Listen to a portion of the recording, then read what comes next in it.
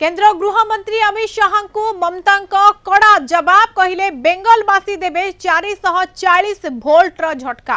पश्चिमबंग मुख्यमंत्री तथा तृणमूल कांग्रेस मुख्य ममता बनर्जी केंद्र गृहमंत्री अमित शाह को तांकर एक विवादीय मंतव्य पई कड़ा समालोचना करिसेंती।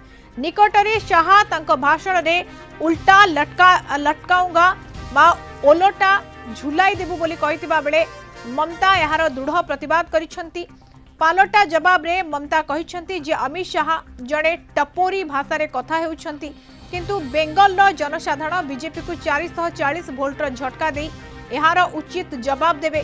प्रथम पर्याय निर्वाचन में 93% भोट दान को नहीं ममता कहिसेंती जे यह बीजेपी रो शोषण एवं अपमान विरोध रे जनसाधारणकर एक बड़ प्रतिरोध एवं एही भोट माँ माटी मानुष सपक्ष रे जाइछि।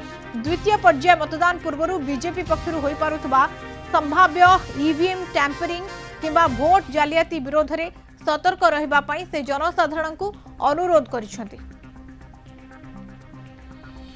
आने वाला चुनाव का रिजल्ट क्या होगा और काल हो गया आउट, जो बाकी है काल 100 का माफी कम जीत गया। आप बाद बाकी जो है आप लोगों को करना है। 143 अभी बाकी है, काल को 100 से ज्यादा हमारा काल ही हो गया और आज वो हमारा माइनस जगह था, लेकिन जो प्लस जगह है उसमें वो जबरदस्ती करेगा। आज इसी के लिए मीटिंग किया, बोलता है इलेक्शन का बाद में सबको झुला देंगे। हम बोलता है तुमको चुला देंगे, तुम खाना बनाओ। कि काल के देखे पोगार पर जेटा ओদের জায়গা পুরো হার 93% মানুষ ভোট দিয়েছে, মানে এসআইআর এর অত্যাচারের বিরুদ্ধে নিজের অধিকার রক্ষার ভোট দিয়েছে।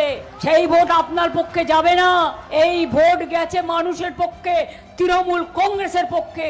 যেখানে আমরা আশাও করিনি সেখানেও আমরা জিতবো। আমি রাত 3:30 পর্যন্ত মনিটরিং করেছি। মালদার ইভিএম মেশিন পৌঁছেছে রাত্রি 3:30। আমি আমার নির্বাচনের আগে তো কাউন্টিং এজেন্টদের নিয়ে মিটিং করবই। এরা নন্দীগ্রামে কি করেছিল জানেন? আমি জিতে যাওয়ার পরেও ডিক্লেয়ার করে দিল, আপনাদের মনে আছে ইলেকশন কমিশন ডিক্লেয়ার করে দিল, তারপরে কম্পিউটারে উল্টো নাম্বার লোড করলো।